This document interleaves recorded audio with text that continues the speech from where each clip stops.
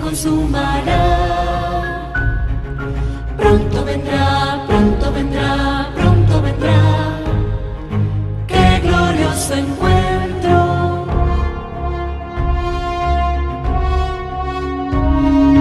Muchos han dicho en su nombre soy el Cristo. Guerras, rumores de guerras oímos ya. Pronto vendrá, sí, pronto vendrá. Qué glorioso encuentro. Maranata, Cristo viene por su pueblo que fielmente le espero. Maranata, Cristo viene, falta poco para nuestra redención. Maranata, qué glorioso encuentro.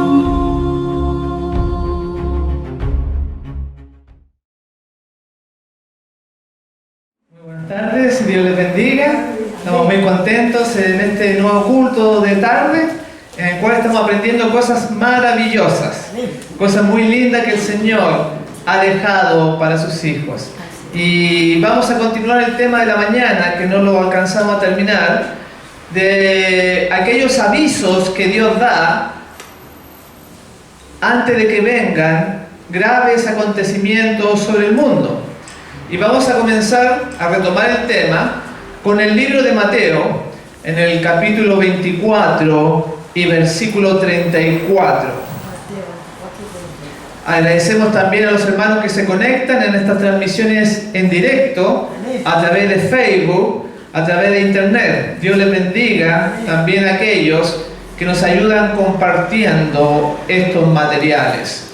Entonces Mateo 24, 34 dice: de cierto os digo que no pasará esta generación hasta que todo esto acontezca. En la mañana mencionamos que cada cosa que hace Dios es mucho más profunda, mucho más extensa, y cuando menciona el Señor Jesús que no pasará esta generación hasta que todo acontezca, se estaba refiriendo en realidad su cumplimiento pleno ahora en nosotros en el fin del tiempo. Y vimos cómo la historia se va desarrollando un plan perfecto y que se ha cumplido, pero que se va a cumplir más todavía en nosotros, la última generación. Así que se está desarrollando este plan y que podemos confiar en esta palabra. Podemos nosotros entregarle nuestro ser a Jesús, toda nuestra esperanza de salvación y de vida eterna. Vamos a ver Malaquías 4 ahora, otro texto, versículo 4, cómo va a ser este tiempo final, qué es lo que viene en el futuro para entender mejor lo que va a ocurrir. Malaquías 4:4 es un texto que casi nunca se usa y dice así: acordaos de la ley de Moisés mi siervo, al cual encargué en Horeb ordenanzas y leyes para todo Israel. Amén. Aquí menciona que así como dijo el Señor, acuérdate del día sábado para santificarlo, que fue dado desde el Edén, ahora nos dice, acuérdense pero de la ley de Moisés mi siervo. De esa misma ley que muchos dicen que es una pesada carga. Usted va a una iglesia, no, eso quedó clavado en la cruz. Pero la Biblia, si usted le hace caso a la Biblia, dice, acuérdate de la ley de Moisés, mi siervo, al cual encargué en Horeb. Y aquí vean que dice ordenanzas y leyes. No solamente están los 10 mandamientos, hay leyes, hay ordenanzas. En otra parte dice que hay estatutos, que hay juicios. ¿Por qué va a venir esta destrucción en la segunda venida de Jesús? Porque el mundo, las personas, la sociedad está violando la ley. Está distorsionada, como dice la hermana, todo ha cambiado. A lo bueno le dicen malo, a lo malo le dicen bueno. Y por eso que va a venir lo que va a venir. Y en este contexto del tiempo del fin, dice, acuérdense la ley de Moisés. Para mostrarle que se refiere al tiempo del fin, voy a leer Patriarca y Profeta, página 354. Patriarca y Profeta 354, dice así: porque he aquí, viene el día ardiente como un horno, y todos los soberbios y todos los que hacen maldad. Vean que ahí menciona un pecado interno que muchas veces nos matan, nos roban, pero la soberbia, el orgullo, la altivez de los ojos es un pecado que muchas veces la iglesia no se toma en cuenta, pero que está ahí. Y parte de eso dice entonces: prepárense porque viene el día ardiente, y todos los soberbios, noten, debemos ser una persona humilde, sencilla, todos los soberbios, todos los que hacen maldad serán estopa. Aquel día vendrá. Vean lo que está profetizando. La segunda venida se va a producir. Aquel día vendrá, los abrazará, ha dicho Jehová de los ejércitos. Esa frase, ha dicho Jehová de los ejércitos, se ve mucho en el Antiguo Testamento, cuando están los tiempos de los reyes, los tiempos de los profetas. Así dice el Señor, así ha dicho Jehová. Y vean ustedes que se cumplía en cada instante. Me acuerdo la visión que se le mostró al rey Acab, que iba a caer en batalla, y entonces el rey se disfrazó para que no lo reconocieran en la batalla y trataran de matarlo. Y dice que alguien tiró una flecha y se le metió por la juntura de la armadura y lo mató. O sea, no había cómo eludir eso. Todo se cumple, mis hermanos. La visión era verdadera. Entonces dice acá que va a venir, los abrazará, ha dicho Jehová de los ejércitos, el cual no les dejará ni raíz ni rama.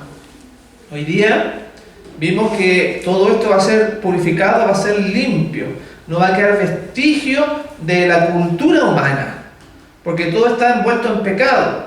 Entonces dice acá que de todos estos soberbios no le va a dejar ni raíz ni rama. Satanás, la raíz de todo pecado, y todos los oradores del mal, que son su rama, serán completamente extirpados. Se pondrá fin al pecado y a toda la aflicción y ruina que éste acarreó. Y ahí se termina.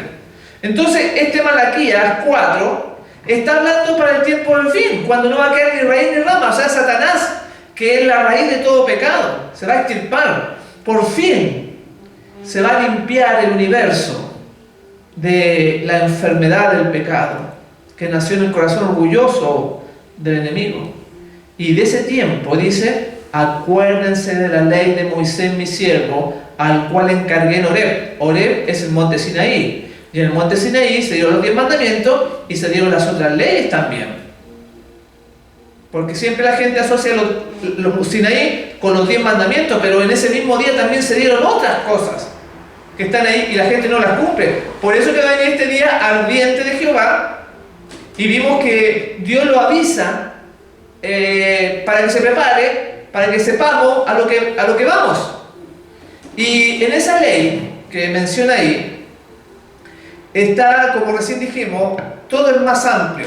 Dice que la ley, que 6 años sembrarás tu viña, podarás tu viña, sembrarás tu tierra, pero el 7º año es descanso, es reposo para Jehová. No se debe sembrar el 7º año.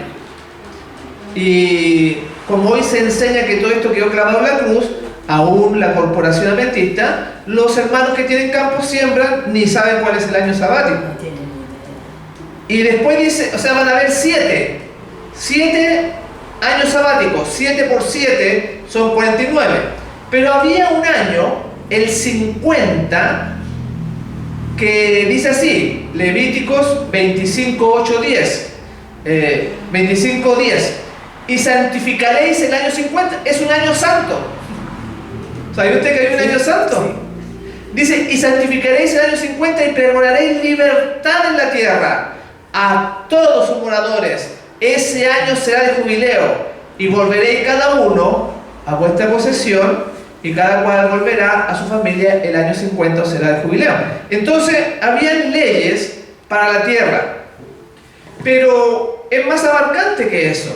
Ese año sabático de reposo, tanto el año sabático como el jubileo, representa el milenio. ¿Se acuerdan ustedes? 6.000 años de pecado, y después vienen 1.000 años que la tierra va a quedar desolada, va a descansar por todos los años que el hombre, incluyendo los adventistas, sembraron la tierra. Pero representa ese tiempo de los 1.000 años, y esa liberación de júbilo representa la segunda venida en una ley que es de la tierra, porque Jesús va a venir en un año de jubileo. Y esto lo dice, no lo digo yo, lo dice la mensajera del Señor, porque todo esto es un plan maravilloso, perfecto, de las cosas más mínimas. El Señor está dando una enseñanza global para la eternidad. Dice así, Primeros Escritos, página 286, dice: entonces comenzó el jubileo durante el cual debía descansar la tierra. Vi que los piadosos esclavos se alzaban triunfantes y victoriosos, quebrando las cadenas que los oprimían. Porque poquito tiempo antes de que venga Jesús, nos van a tratar de esclavos. Va a ser terrible. Y acá está diciendo eso. Mientras sus malvados amos quedaban confusos y sin saber qué hacer, porque los impíos no podían comprender las palabras que emitía la voz de Dios. Va a llegar un momento en que Dios va a hablar, ya finalizando casi un poquito antes de la venida, y va a anunciar el día y la hora. Entonces los impíos no van a poder entender esas cosas. De eso está hablando el tiempo del fin, así como Malaquías, y sigue diciendo: pronto apareció la gran nube blanca, sobre la que venía montado el Hijo del Hombre. Al vislumbrarse a la distancia, parecía muy pequeña. El ángel dijo: esta era la señal que el pueblo de Dios estaba esperando para su liberación. Y ahí sigue contando, se escuchan voces de júbilo, palabras de regocijo, porque ya el sufrimiento estaba pasando, y vieron la señal como una pequeña nubecita en el cielo. Entonces este jubileo está representando ese acontecimiento grande, mundial. Entonces vimos en la mañana que habían 7 acontecimientos que eran producto de hechos que ocurrieron en la historia. Jericó, ¿se acuerdan? El diluvio, Nínive, teníamos también la primera destrucción de Jerusalén en los tiempos de Babilonia, de Jeremías, y después la segunda destrucción en los tiempos de los apóstoles. Entonces eran 7, y vimos la perfección de Dios, como Él hace un aviso completo, y cómo van a haber trompetas, va a repetir ese aviso histórico, lo va a repetir ahora 7 veces más. Van a haber catástrofes sobre el mundo para avisarnos de que esto se está terminando. Y en la mañana no alcanzamos a ver que Jesús también lo anuncia 7 veces en los evangelios. Está la idea de esta destrucción. Por eso que empezamos diciendo: de cierto os digo que no pasará esta generación hasta que todo esto acontezca. Entonces vamos a verlo en esta tardecita, en este poquitos minutos que nos quedan, esos 7 acontecimientos, pero ahora en los tiempos de Jesús, en los tiempos de los apóstoles. Vamos al primero. Está en la muerte de Lázaro. Vean por favor, ¿cómo uno puede decir que Dios avisó ahí la muerte de Lázaro? Juan 11:33. Vamos a ver la Biblia. Juan 11:33. Les recuerdo que estamos transmitiendo en directo a todos nuestros amigos, nuestros hermanos que están conectándose. 11:33. Esta es nuestra pequeña iglesia, nuestra iglesia aquí en Chile, transmitiendo para el mundo. ¿30 cuánto? 33. 33.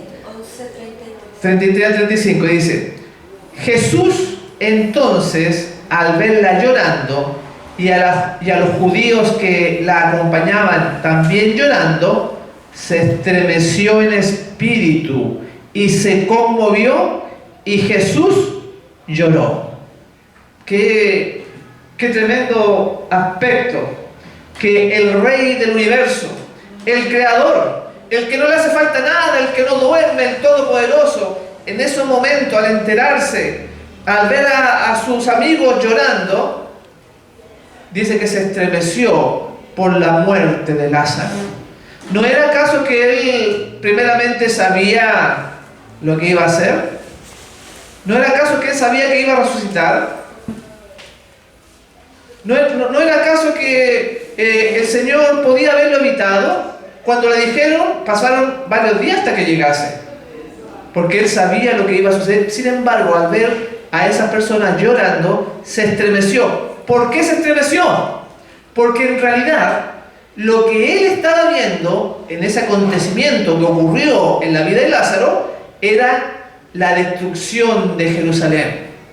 Que esas mismas personas que estaban ahí, los fariseos, los escribas, que lo odiaban, que andaban buscando un detalle para encarcelarlo y matarlo, esas mismas personas, él vio que iban a sufrir en la destrucción de Jerusalén. Y eso son cosas que, por eso que también el Espíritu de Profecía nos ayuda mucho. Ella va a narrar, va a explicar que en realidad ese llanto de Jesús era un aviso triste que sus hijos, sus criaturas rebeldes, lamentablemente iban a morir. Este episodio de la muerte de su amigo Lázaro provocó la tristeza de Jesús. ¿Qué fue lo que vio? Vamos a verlo. Está en el Deseo de toda la gente en la página 491. Dice así: con ojo profético, Cristo vio la enemistad de los fariseos y los saduceos. Sabía que estaban premeditando su muerte. El Señor lo sabía todo. Sabía que algunos de los que ahora manifestaban aparentemente tanta simpatía no tardaría en cerrarse la puerta de la esperanza y los portales de la ciudad de Dios. Estaba por producirse en su humillación y crucifixión una escena que traería como resultado la destrucción de Jerusalén. Y en esa ocasión nadie lloraría a los muertos. ¿Cómo sería? Qué terrible que ni siquiera había personas para lamentar a un familiar, a un pariente, a un amigo que murió. Y aquí viene a lo que queremos llegar. La retribución que iba a caer sobre Jerusalén quedó plenamente retratada delante de él. Y vio a Jerusalén rodeada por las legiones romanas. Sabía que muchos de los que estaban llorando a Lázaro morirían en el sitio de la ciudad. Y por eso que estaba llorando el Señor, por toda aquella gente que iba a padecer, porque sabía que Lázaro iba a resucitar. Pero de ahí el Señor pasa de la destrucción de Jerusalén, pasa a un escenario más amplio, pasa a nuestros días. Y ve, porque ahí Jerusalén, claro, es una ciudad, no muy grande, pero ahora él ve el mundo entero destruido como Jerusalén, donde el hambre, ustedes ven que el hambre se comían los zapatos, los cinturones, se comían a los hijos. Así mismito va a ser en nuestros días, mis hermanos. Y vimos que decía, así ha dicho Jehová de los ejércitos, se va a cumplir tal cual. Entonces, cuando vio las lágrimas, la gente, era un aviso de que iban a ser destruidos. Jesús lo estaba viendo, por eso es que lloró. Ahí tenemos el número 1. Son 7. Son 7. Vamos a ver el número 2. El otro aviso es cuando Jesús va caminando por la higuera. Hay una parábola que él menciona en la higuera, ¿se acuerdan? Si no se acuerdan, vamos a ver Lucas 13. Lucas 13, en el versículo 5 en adelante. A ver si lo tenemos acá en la pantalla. 13:5. Del 5 en adelante. Ahí nos vamos a recordar. Y este es el segundo aviso que da Jesús para alertando de lo que viene. Dice así. 13:5. Os digo que no. Antes, si no os arrepentís, todos pereceréis igualmente. Entonces les contó esta parábola. Un hombre tenía una higuera plantada en su viña y fue a buscar fruto de ella y no lo halló. Y dijo al viñador: hace 3 años que vengo a buscar fruto de esta higuera y no lo encuentro, no lo hallo. Córtala. ¿Para qué ocupará inútilmente la tierra? Entonces el viñador respondió y dijo: Señor, déjala aún este año, hasta que yo cabe alrededor y la abone, y si diere fruto bien, si no, la cortará después. Esta historia, porque es una historia, es en realidad una profecía y un juicio. Porque esta higuera, ¿a quién representa la higuera? ¿A quién representa? A nosotros. Ahí ella dijo lo correcto. El pueblo de Israel estaba profetizando el rechazo de su propia persona ante la sociedad judía. Por eso que le dice, hace 3 años que vengo a buscar fruto de esta higuera. Esos 3 años son los 3 años y medio de la labor misionera de Jesús, de su ministerio. Entonces Jesús fue y les predicó por 3 años y medio para buscar frutos de bondad, de misericordia, de juicio, de equidad, de justicia. Y dice: no lo he encontrado. ¿Y qué sigue diciendo? Córtala. ¿Para qué va a ocupar inútilmente la tierra? O sea, con ese hecho se estaba diciendo que el pueblo judío iba a ser destruido, iba a ser cortado, mis hermanos. En una parábola, en un relato corto, pequeño, estaba diciendo el futuro de la nación judía. Porque en la Biblia, cada palabra, cada oración, por eso dice ese Mateo 5:17. ¿Se acuerdan de Mateo 5:17? No penséis... ¿Cómo? Que he venido a rogar la ley. Exacto, no penséis que he venido a abrogar la ley o los profetas, porque de cierto os digo que no pasará ni una jota, ni una tilde, ni un acento, ni un punto, hasta que todo se vaya a cumplir, mis hermanos. Todo. Entonces, este viñador dijo que si no daba fruto, la iba a cortar. Y eso representaba a la nación judía. Entonces, en la parábola de la higuera, él estaba diciendo: otra vez ustedes van a ser destruidos. Así como le dijo recién primero en la muerte de Lázaro, aquí viene un segundo acontecimiento. No voy a leer, voy a leer un poquito en el deseo de la página 537. Dice: la parábola de la higuera pronunciada antes de la visita de Jesús a Jerusalén está en relación directa con la lección que enseñó al maldecir el árbol estéril. Y dice que si no daba fruto, se mantenía sin dar fruto, nada podría salvarlos de la destrucción. El pueblo de Israel no dio fruto porque eran fariseos hasta el final. Era un pueblo religioso. Y ahora nosotros en este tiempo final, si la niña de sus ojos, su pueblo fue cortado porque no andaban de acuerdo al carácter, no llegaban a la medida, ¿ustedes creen que va a ser distinto? ¿Ustedes creen que si Dios, para convencerlos, dio hasta a su hijo amado y ellos no quisieron, ¿ustedes creen que va a ser distinto para nosotros? No. Sigue diciendo: al maldecir la higuera estéril, demostró el resultado. Los judíos habían determinado su propia destrucción. Ahí le estaba diciendo por segunda vez.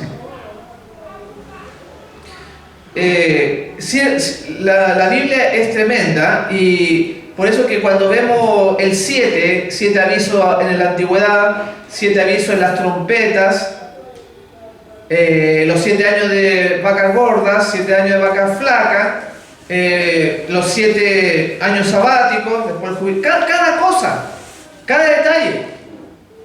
Y esta palabra se va a cumplir. Vamos a ver el tercero, Mateo 23.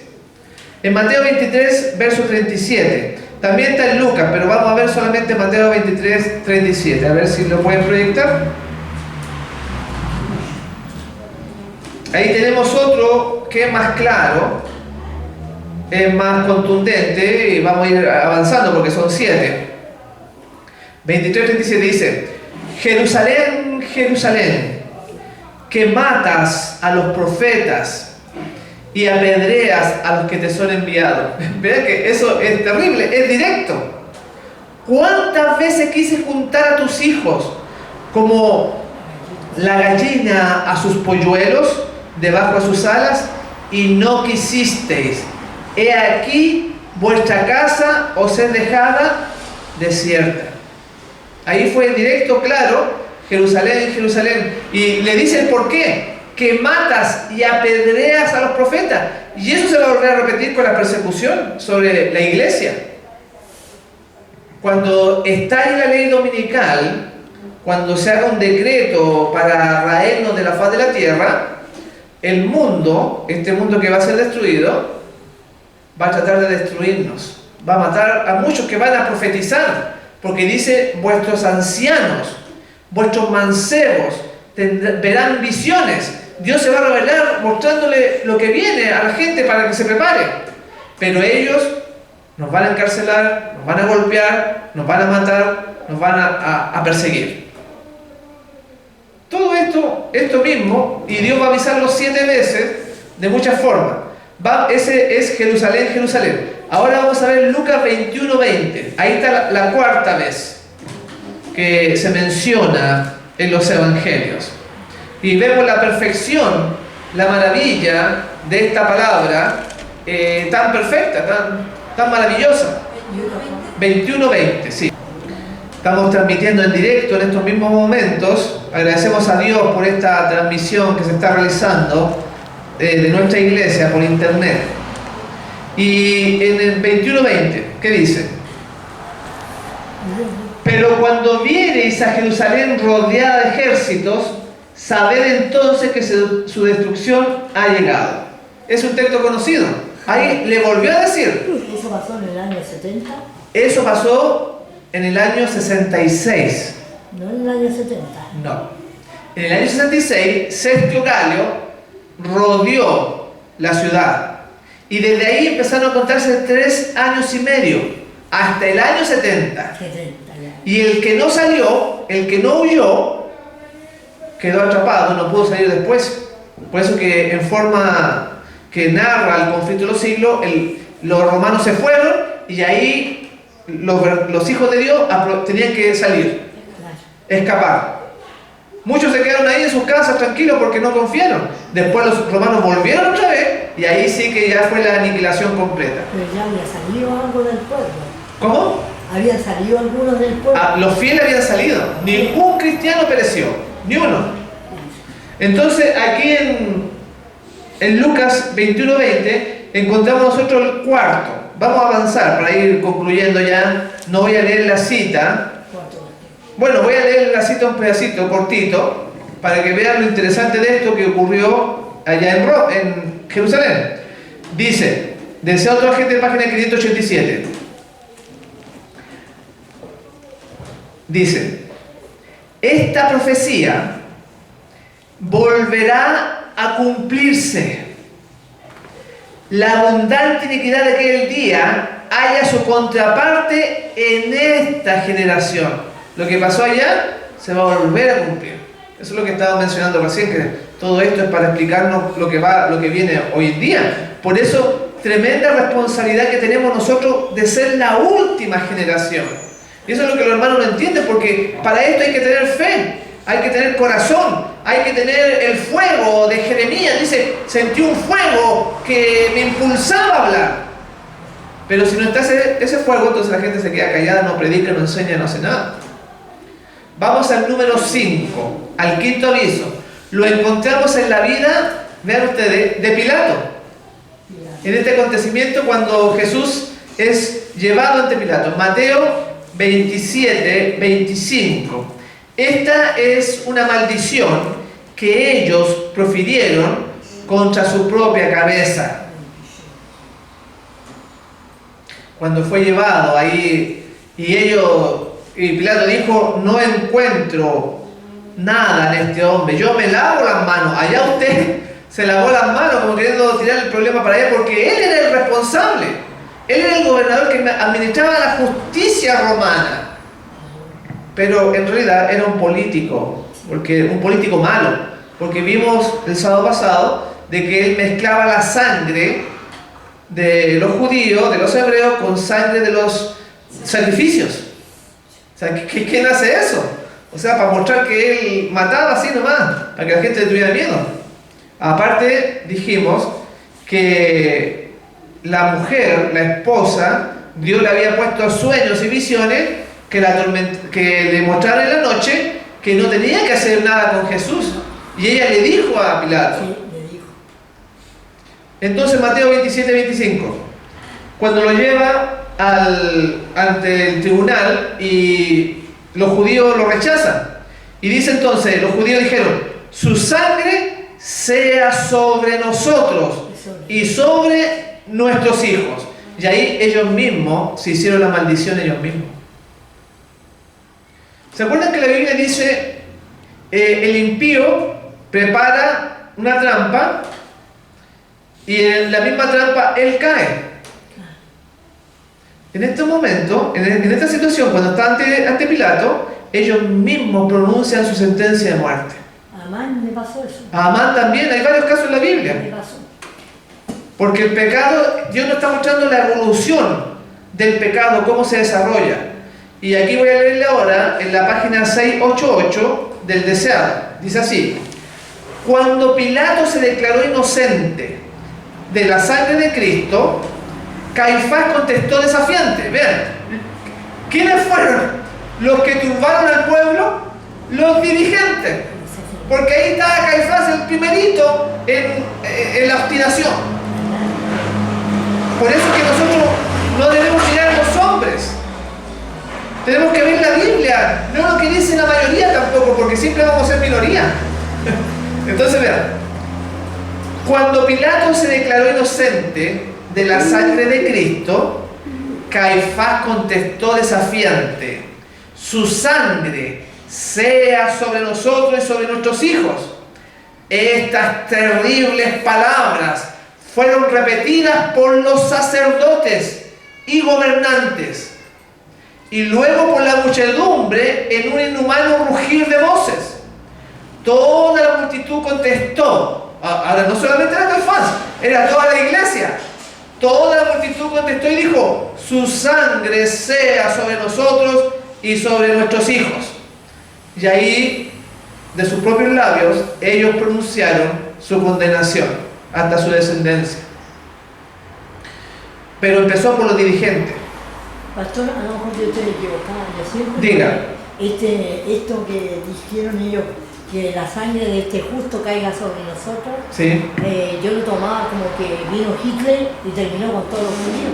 No, eso es una parte, claro, es una parte de esta maldición. La hermana dice, para los que no escucharon, que ella pensaba que era cuando ocurrió este holocausto con Hitler. Con Hitler. Pero Que mató. en otra parte de la historia también ellos son perseguidos también. Son expulsados de algunos países inclusive. Pero se dan cuenta de lo terrible de todo esto. Y miren, aunque voy a explicar un poquito lo del sacerdote, lo del sumo sacerdote. Él empezó con esta soberbia y el pueblo fue arrastrado. Pero fíjense ustedes que en los tiempos de Elí, ¿se acuerdan del sumo sacerdote que se encuentra con Ana? Sí, con la mamá de Samuel, Ana. Sí, sí. Él le dice: Deja de llorar. deja de llorar, no siento que estaba ebria, pero que Dios le iba a conceder su pedido. Y entonces, al concederle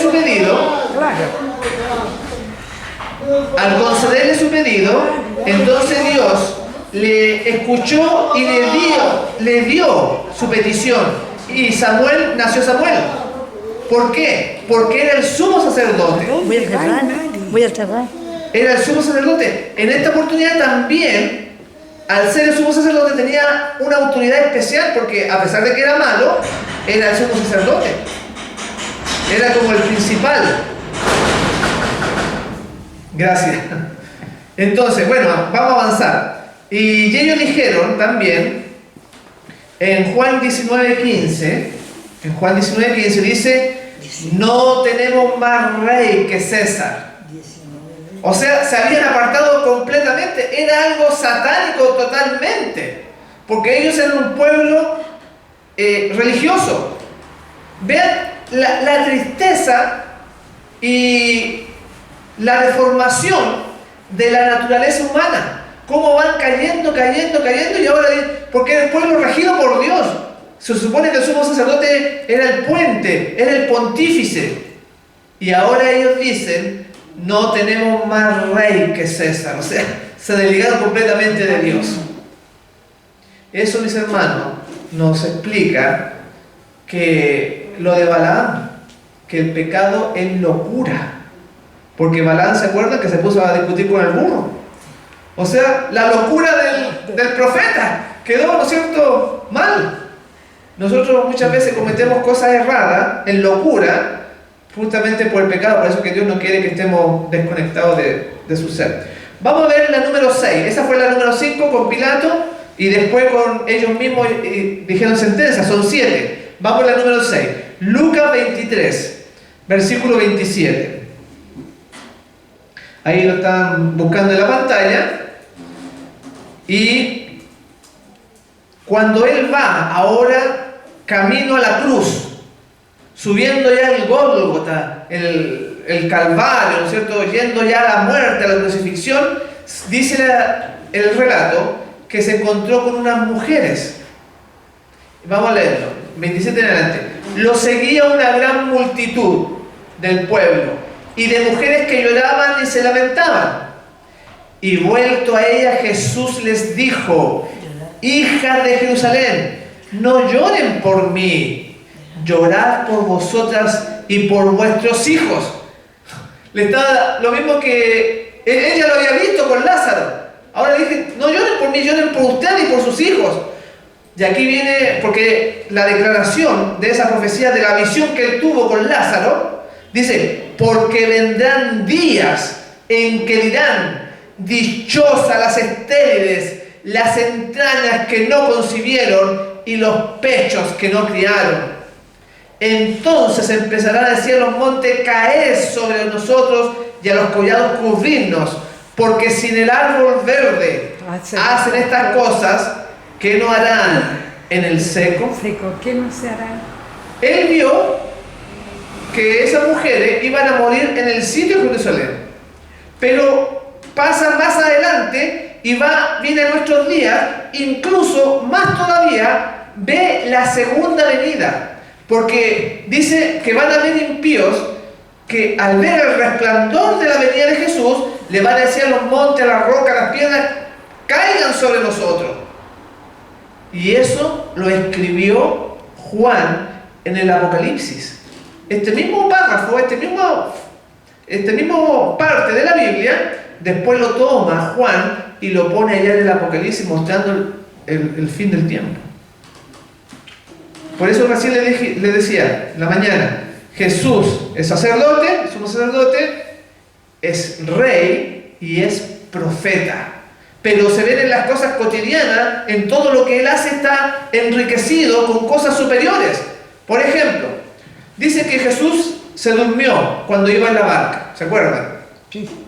Y vino una gran tormenta. Y entonces los discípulos se asustaron y lo despertaron y dijeron, Señor, Señor, ayúdanos que perecemos. Y el Señor durmiendo en plena paz.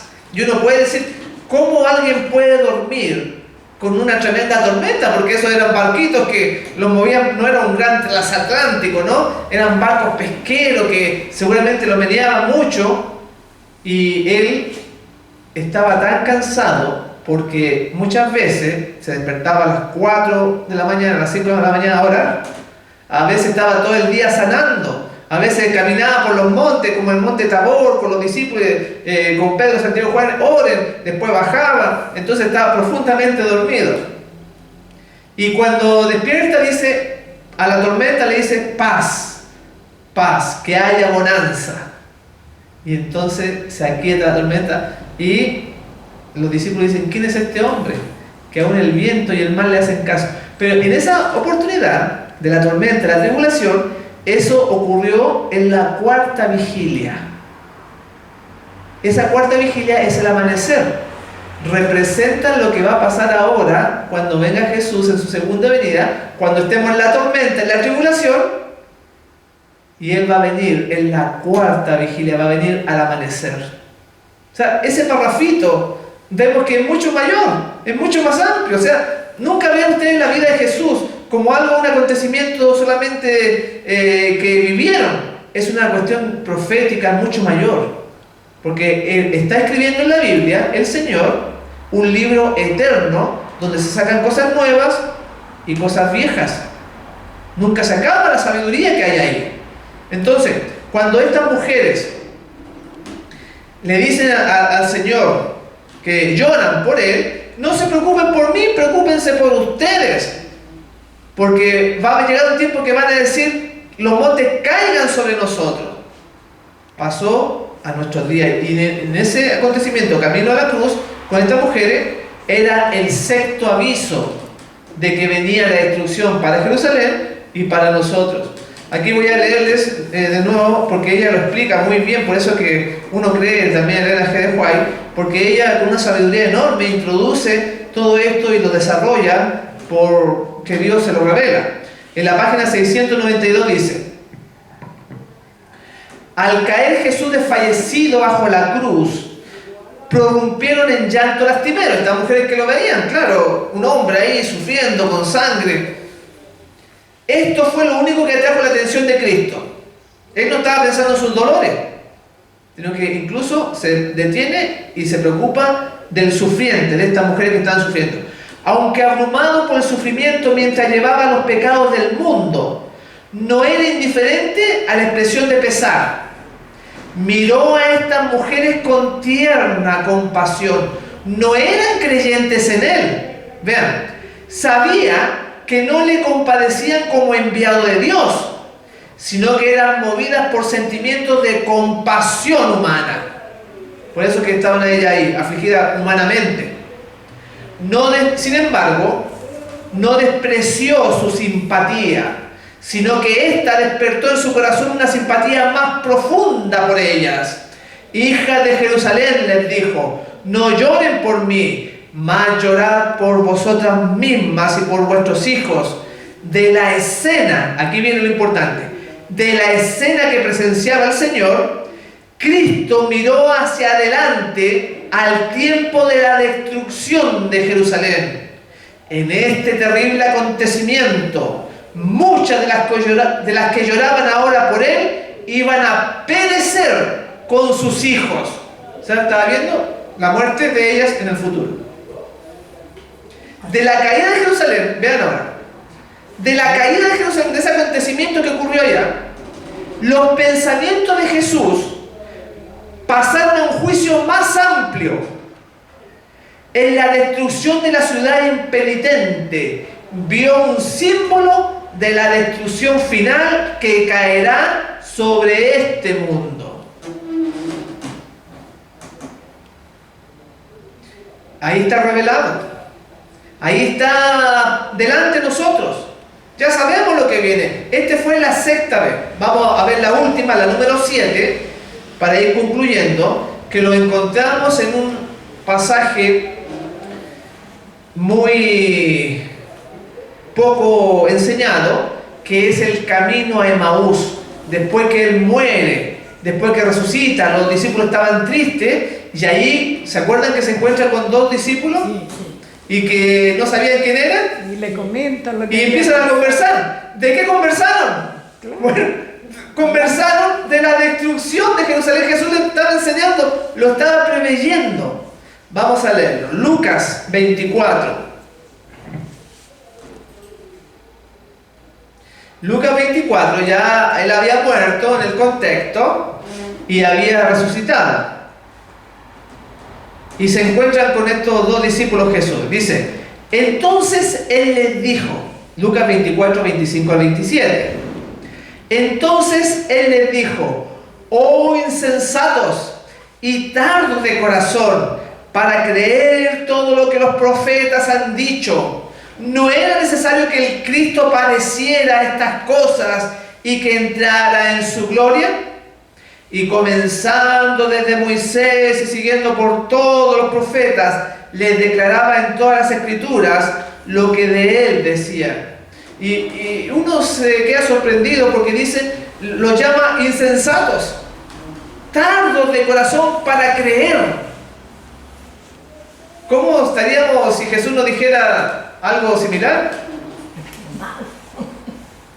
Estaría en lo correcto, porque ellos viendo los milagros ya habían pasado 3 años y medio. Lo habían visto morir en la cruz, habían visto esa nube que se posesionó sobre la cruz. Habían escuchado la voz que le habló desde el cielo a los griegos. Habían escuchado la voz cuando se bautiza de Juan el Bautista: este es mi hijo amado en quien mucho me complazco. Habían visto a los muertos resucitar, al paralítico andar, al ciego ver. Lo habían visto por 3 años y medio, lo habían escuchado predicar. Y el Señor les dice: oh insensatos y tardos de corazón para creer lo que está escrito, mis hermanos. ¿Ven cómo estamos nosotros? Por eso que las iglesias se llenan, los estadios se llenan, hacen fiesta el Día del Padre, celebran bingo, lotería para reunir fondos. Hermanos, cuán distinto es la condición que nos presenta la Escritura. Y aún así, le faltaba mucho a los discípulos, tardos de corazón. Entonces, le empezó a enseñar desde Moisés, dice, pasando por todos los profetas, les declaraban para que esa incredulidad pudiera asentarse y cambiar a la fe, a la confianza en Él como el Mesías. Y aquí va a explicar ella, en el deseo de toda la gente, en la página 741, qué les enseñó Jesús, de qué les habló, qué era lo más importante para Él. Dice: así discurrió Cristo con sus discípulos, abriendo su entendimiento para que comprendiesen las Escrituras. Vean qué maravilloso, cómo le abría las Escrituras para que la entendiesen. Los discípulos estaban cansados, pero la conversación no decaía. De los labios del Salvador brotaban las palabras de vida y seguridad, pero los ojos de ellos estaban velados. Mientras Él les hablaba, aquí viene el punto, ¿de qué le hablaba Jesús? Mientras Él les hablaba de la destrucción de Jerusalén, miraron con llanto la ciudad condenada, pero poco sospechaban quién era su compañero de viaje. Y después el Señor, cuando muestra las marcas, ahí se dan cuenta recién que era Jesús. Tenía los ojos velados, el entendimiento embotado. La hermana dice, así como yo, una cosa así. El Señor le explicó a su discípulo la destrucción de Jerusalén. Ese fue el 7º aviso. Y es una cosa tremenda, como al estudiar la Biblia nos vemos que hay una armonía completa: las 7 trompetas, las 7 plagas, los 7 avisos, los 7 años sabáticos, las 7 vacas flacas, las 7 vacas gordas, todo. Y es para darnos cuenta que podemos realmente confiar en Dios. Podemos entregarle nuestra vida, nuestro corazón a Él, por esta perfección de la mente suprema que ha escrito la Biblia, las Sagradas Escrituras. Yo doy gloria a Dios, mis hermanos, por tener un Dios tan maravilloso al cual yo puedo creerle, porque ha dicho, porque escrito está: así dice Jehová el Señor. Y entonces se va a cumplir, porque no pasará, dice, esta generación hasta que todo se haya cumplido. Preparémonos y entreguémosles nuestro corazón a nuestro Dios, que nos está esperando con los brazos abiertos. Amén. Que el Señor Jesús les bendiga grandemente. Amén.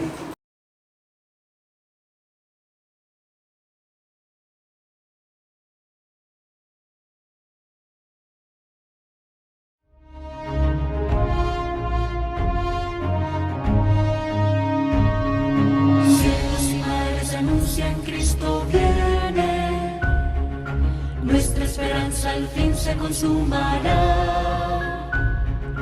Pronto vendrá